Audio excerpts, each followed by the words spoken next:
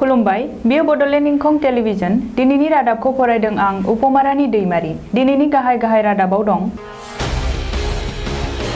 बर' बिजोंनि आलादा डाइरेक्टरेट थिसननो आसाम सोरखारा थिरांथा लानायखौ दुलाराय बर' फरायसा आफादा बरायदों राजखान्थियारि सोलोनि थाखाय बर' कसारी वेलफेयार काउन्सिलनि बिलआ दिन्दांनायनि लामायाव बिटिआरनि गेजेरजों बर'फोरनि इयुना आन्दायनाय लामायाव चिराङाव बिटिआरनि सायाव सावरायनाया मेल खुंनायनि गेजेरजों लिरगिरि सानसुमै आरो गोबां कलेजनि बिबुंगिरिफोरनि बानबुंथि ब्रैथि खेबनि थाखाय बिपिएफआनो सरकार दाफिनगोन फलिन्द्र बसुमतारी जिएमसिएचआव तरुण गगैनि देहाया हरखाब गाज्रि जादों 21 सेप्तेम्बरनिफ्रायनो फोरोंगिरिफोरा फरायसालियाव थांनांगोन राजखान्थिगिरि राज्य सभानि एमपि बारग' गाहाय हादोरगिरि प्रणब मुखार्जीआ रुंसारि जाबाय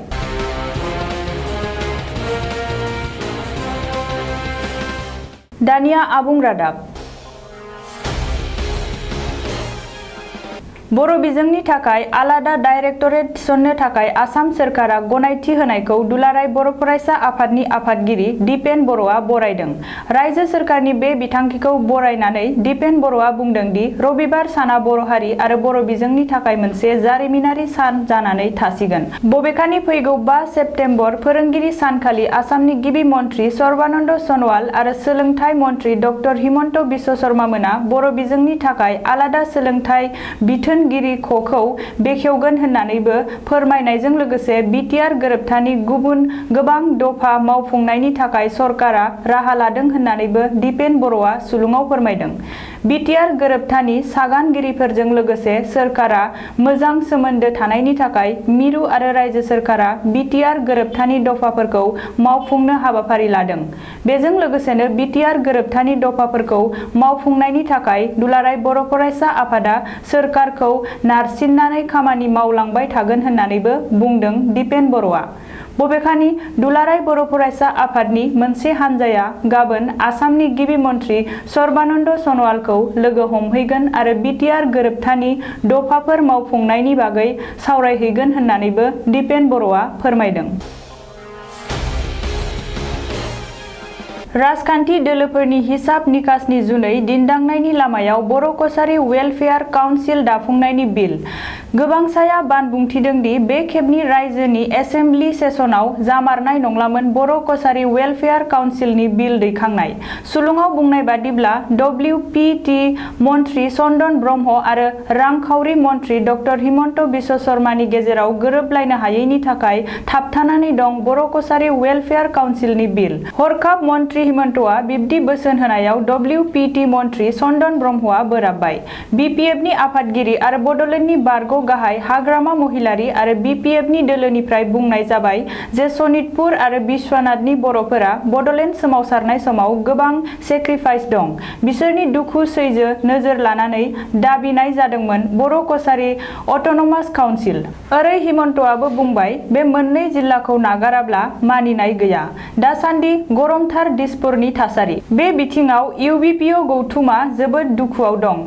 बिजेपि आरो बिपिएफनि राजखान्थियारि खैसाराव दिन्दांनायनि जुनै आगोर मोनस'यै जादों इउबिपिअनि दैदेनगिरिमोना हाथाइ खुंसे आखुनिफ्राय गुवाहाटीआव बादा फसंनानै नांथाबनानै दं इउबिपिअ जेरैखि जाया बे खेबनि रायजोनि एसेम्बलियाव बिल पास खालामथारनांगौनि नारसिननो बागै बे रेबसुंखौ लिरनाय समसिमाव मिथिनो मोननाय बादिब्ला इउबिपिअ गौथुमनि दैदेनगिरिमोननि गेजेरावबो गोरोबलायनो हायै थासारि जादोंसै सनितपुर आरो बिश्वनाथ जिल्ला मोननैनि दैदेनगिरिमोना बर' कसारी वेलफेयार काउन्सिलाव गावसोरनि हालामखौ थिसनफानांगौनि दाबियाव गोख्रोङै नांफुदों बेराफारसे सनितपुर आरो बिश्वनाथ जिल्लानि अनगा गुबुन गुबुन जिल्लानि दैदेनगिरिमोना जि मोनो बिखौनो लालायदिनि होननानै बानबुंथि होबाय बेफोर बिथिङाव बडलेण्डनि बारग' गाहाय हाग्रामा महिलारीनि सायाव सोनारसिगोन होननानै गोबांसायानो बानबुंथि होदों इउबिपिअनि आफादगिरि मिहिनि धनेश्वर बसुमतारिया इंखंनि सिगाङाव खुद्रिनानै बुंनाय बादिब्ला बे एसेम्बलि सेसनाव बर' कसारी वेलफेयार काउन्सिल बिलखौ पास खालामनायाव जारला जाहोनाय दोलोफोरखौ सिनायनो गोनां जासिगोन आरो फैगौ रायजोनि बिसायख'थियाव बेनि फिननायखौ होनाय जागोन। मानोना बे खेबाव बिल पास जायाब्ला सोलिफु रायजो सोरखारनिफ्राय मिजिं लाथाव जानाय नंलिया। बिटिआरनि गेजेरजों बर'फोरनि इयुना आन्दायनाय लामायाव बे बानबुंथिखौ होदों थांनाय सुनिबारखालि चिरां जिल्लानि सापागुरि दथखानि 31 नं नेशनेल हाइवे नांजाबनाय हिमालय हटेलाव बानजायनाय लिरगिरि सानसुमै आरो चिरां जिल्ला सदराव थानाय कलेज बिबुंगिरामोननि मोनसे जथाइ मेलाव। थांनाय 27 जानुवारि खालि मिरु रायजो सोरखार आरो बर' हारियारि सोमावसारारि आफादफोरनि गेजेराव जानानै थांनाय थामथि गोरोबथानि गेजेरजों बिटिएडिनि बिमुंखौ बिटिआर बिमुं दोननाय जादों। बिटिएडिनि बिमुं सोलायनो थाखायल'नो बर' हारिया एफाबां बोसोर सोमावसारनाय जादोंमोन नामा होननानै उसुखुथु बानबुंथि जाफुनायावनो चिराङाव लिरगिरि सानसुमै आरो बिबुंगोरामोननि जथुम बानजायनाया नोजोरथाव जादों। बर' हारिनि गुबै दाबि बड'लेण्ड आलादा रायजो सोरजिनांगौनि बागै सोमावसारनाय लामाखौनो बे थामथि बर' गोरोबथाया थुंगे होनानै बर' रायजो राजाखौ जानो लोंनो उन्दुनो हायै खालामदोंसै होननानै अजद लाबोदों। एनडिएफबिजों थामथि गोरोबथा खालामनो थांनायाव दुलाराय बर' फरायसा आफाद गौथुमा हाबसनफानायनि थाखायनो बर' रादायनि दिसाया देंग्रायनाय जादों होननानै बिबुंथिगिरिमोना बानबुंथियो। क्रेडिट पलिटिक्स आरो फैबाय थानाय बिसायख'थिखौ नोजोर लानानै बिटिआर लोगोसे माखासे फसंथान गायसननायनि जबान लानानै बर'फोरा हारि नाङैनो बड'लेण्डनि थाखाय गावसोरखौ बाउसोमनायनि बेसेनखौ बे थामथि गोरोबथाया दैयाव फोजावहरनाय जाबाय। बड'लेण्डनि दर-दाम खालामनाय एबा नेग'सिएशननि जुनै बोसोरसे बोसोरनै सम नेबावनायनिल' गोनांथि दंमोन होननानै दिनै बर'फोरा गाबगु खुगु जानायनि गुबुन राहा हिसाबै गोदानथारै सोमावसारनांगौनिबो फाफ्लियाव बिबान सौफैबाय होननानै बुंनाय जायो। थामथि बर' गोरोबथानि बागै बर' हारियारि गौथुमफोर सानसुमै लोगोसे बर' रायजो राजाखौ आन्दोआव दोननानै रादाय खानाय जादों होननानै अजद होयो आरो बिटिआरआ माब्लाबाबो बर' हारिया गनायथाव नङा बेनि थाखाय गोदान सोमावसारनांगौनिसो बाथ्रा जाबाय। बबेखानि बानबुंथिनाय जायोदि फैबाय थानाय समा जोबोर देबोर गोनां। सोमावसारनायनि थाखाय गोदानथार आदब लानानै बड'लेण्ड रायजो सादिनो थांनायाव लिरगिरि सानसुमै आरो बिबुंगोरा मावख'फोरा लोगोसे फोरोंगिरि समाजाबो हारि थामोन्थानि बाथ्राखौ सिगाङाव लानानै गोख्रोङै बाहागो लाफानांगोननि बानबुंथि लाखिलायो। मुंख'नो गोनांदि बे सावरायमा मेलाव दुलाराय बर' फरायसा आफादनि गायसनजेननाय लेङाइ आफादगिरि रेभारेन्ड हिराचरण नार्जारि, लिरगिरि राखाव बसुमतारिखौ लाजेननानै चिरां जिल्ला सदरनि 300 लिरगिरि सानसुमै, कलेज बिबुंगोरा आरो बारग' मावख'आरि एबा बारग' साख्रिआवलामोना बाहागो लादोंमोन। फैबाय थानाय बिटिसि बिसायख'थिखौ नोजोर होनानै बायदि राजखान्थियारि हान्जाफोरा बिटिसिनि राजखान्थियारि फोथारखौ दुंहाव खालामगासिनो दं। नोजोरा गावबा गावनि हान्जायाव रायजो राजाफोरखौ मा राहाजों बोनथुमनानै बिटिसिनि मासिखौ दखल खालामनो हागोन बे नोजोरखौ आगोलाव लानानै रबिबारखालि बाक्सा जिल्लानि सुबनखातायाव थानाय बिपिएफनि मावखुलियाव सुबनखाता प्राइमारि बिपिएफनि आफादगिरि अबिर तामांनि मासि लानानै सामलायनायाव मोनसे गेवलां मेल जायो। बे मेलाव सुबनखाता ओनसोलनि गासै गं 72 गामिनि आफादगिरि आरो नेहाथारिफोरा बाहागो लायो। बे मेलावनो आगुनि एमसिएलए थामहिनबा 25 नं बागानपारा बियाबनि बिपिएफ हान्जानि बिजाथि फलिन्द्र बसुमतारिया बाहागो लानानै बुङो दि फैगौ बिटिसिनि ब्रैथि बिसायख'थियाव बिपिएफ हान्जायानो गोबां मासि लानानै बिटिसिआव सरकार दाफिनगोन आरो गावबो 30,000निबो बांसिन भट मोनना देरहागोन। फलिन्द्र बसुमतारिया बुंबावदों दि प्रमद बर' आरो नबकुमार सरनियाया बिटिसिनि बिसायख'थियाव जोबनायनि उनावनो गोमो गस्ला गानहैगोना रोखा आरो एबसुनि गोबां मावथिफोरा बे समाव बिपिएफ हान्जायाव हाबफैगासिनो दं आरो साननैसो उनाव आरोबाव गोबां एबसुनि मावथिफोरा बिपिएफ हान्जायाव हाबफैबावगोन। गिख्रंथाव कर'ना भाइरासजों गाग्लोबजानायनि उनाव गुवाहाटी मेडिकेल कलेज देहा फाहामसालियाव ट्रिटमेन्ट लागासिनो थानाय आसामनि आगु गिबि मन्थ्रि तरुण गगैनि देहाया थांनाय हराव हरखाब गाज्रि जादोंमोन। रिपर्टनि बायदिब्ला थांनाय हराव तरुण गगैनि अक्सिजेन लेभेला हरखाबनो खमायनानै 88 जौखोन्दोआव दावख्लायदोंमोन, नाथाय लोगो लोगो गगैनि देहायाव मोनसे इउनिट प्लाज्मा सोनाय जायो। ओरैहाय बे जाथायखौ खौरां मोननाय लोगो लोगो सावस्रि मन्त्रि डक्टर हिमन्त बिश्व शर्माया GMCHआव थांनानै नुजाथि होयो आरो खौरां लाहोयो। बबेखानि बे समाव आगु गिबि मन्त्रि तरुण गगैनि देहाया गाहामाव फैफिनबाय।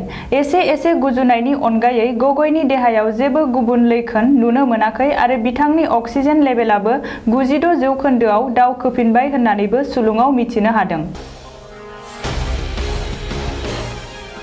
समबारखालि आसामनि सोलोंथाइ बिफाना मोनसे गेदेरथार थांखि लायो। सोलोंथाइ बिफाननि बे गोदान थांखि बादियै 1 सेप्तेम्बरनि सोलाय 21 सेप्तेम्बरनिफ्रायसो गासैबो फोरोंगिरिफोरानो फरायसालियाव थांनो नांगोन। मख'नो गोनांदि 1 सेप्तेम्बर एबा दिनैनिफ्रायनो साफ्रोमबो फोरोंगिरिफोरा फरायसालियाव थांनो नांगोन होननानै सोलोंथाइ बिफाना बिथोन होनाय जादोंमोन। नाथाय गोदानै फोसावफिननाय बिथोनखौ खौरां मोनि रायजोनि गोबांसा फोरोंगिरिफोरानो सिगाङाव फोसावनाय बिथोन बादियै दिनै फरायसालियाव थांनायखौबो नुनो मोननाय जादों। ओरैहाय फोरोंगिरिफोरा कर'ना टेस्ट खालामनायनि समाय सीमाखौ बारायदेरबावनाय जादों। बबेखानि साफ्रोमबो फोरोंगिरिफोरा कर'ना टेस्ट खालामनायनि खालारखौ 31 आगस्तनिफ्राय 15 सेप्तेम्बरनि सिगाङावनो बारायनानै होनाय जादोंमोनब्लाबो बे समखौ आरोबाव सानथाम बारायबावनानै सोलोंथाइ बिफाना 18 सेप्तेम्बरसिम लांबाय। फोरोंगिरिफोरा 18 सेप्तेम्बरसिम कर'ना टेस्ट खालामजानो हागोन। रिपर्टनि बायदिब्ला सोलोंथाइ बिफाननि गुबुन गुबुन थाखोनि मावफारियाफोरजों लोगोसे मुलुगसोलोंसालिफोरनि थाखायबो बे फोसावनाया। राज्य सभानि MP बारग' हादरगिरि भारतनि फर्मार प्रेसिडेन्ट मुखार्जीआ मैया 84 बोसोर बैसोआव रुंसारि जायो। सुलुङाव मिथिनो मोननाय बादिब्ला निउ दिल्लीनि army hospital research and referral हस्पिटालाव गोबाव साननिफ्रायनो एडमिट जाना दङमोन। लोगोसे बिथांनि देहायाव कभिड-19 बादि गिथावना बेरामखौबो जादोंमोन होननानै मिथिनो मोननाय जादों। बेनि थाखायनो बिथाङा मैया 31 आगस्तखालि बेलासे समाव रुंसारि जायो। बिथां मुखार्जीआ उदां भारतनि सासेल' CCS आबुङै cabinet committee of security, finance, defence आरो एक्सटार्नेल एफेयार्सनि थामथि मन्थ्रिमोन। लोगोसे बिथाङा राज्यो सभानिबो MP दैदेनगिरिमोन आरो मुखार्जीआ हादोरनि बयनिख्रुइबो मान गोनांसिन भारत रत्न बान्थाखौ थांनाय 2019 मायथाइयाव आवथायनो हादोंमोन। दानिया बोथोरनि खौरां। गाबोन बुधबार खालिनि बड'लेण्डनि बोथोर। भारतनि बोथोर बिगियानख'नि सुलुं बादियै गाबोन बुधबार 2 आगस्तखालि बड'लेण्ड हालामनि अख्राङाव दोमैलुनायजों लोगोसे सान्दुं दुंनायनिबो इसारा दं। बड'लेण्डनि आवथायाव थानाय मोनब्रै जिल्लानि बोथोरनि गाबोननि सुलुंफोरखौ फारियै खिन्थालांनो लानाय जाबाय। क'क्राझार जिल्ला। गाबोन क'क्राझार जिल्लायाव बोथोरा 34 डिग्री सेल्सियास जागोन। फुंबिलि समाव अखा दोमैनायजों लोगोसे सान्दुंबो दुंनो हागौ।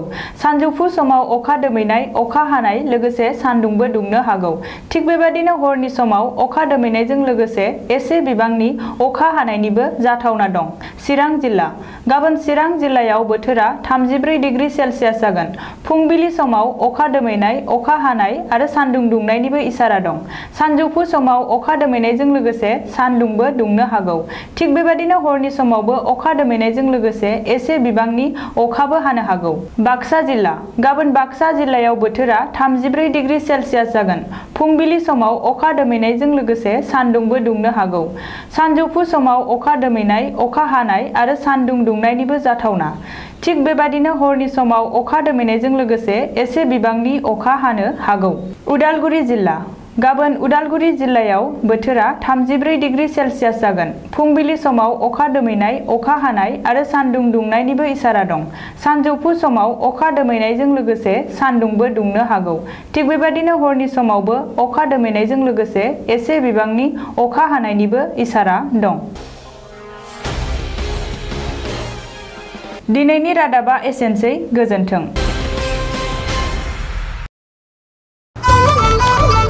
खुलुमबाय, आं रिंकु मनि नार्जारी। बड'लेण्ड इंखं टेलिभिजननि स्टुडिअ'निफ्राय फोसावनो सिगांदों मोनसे गोजोनथाव खौरां। बड'लेण्ड इंखं टेलिभिजनआ बानजायनो लादों अल इन्डिया लेभेलनि मोसानाय बादायलायनाय। Bodoland dance master season 1।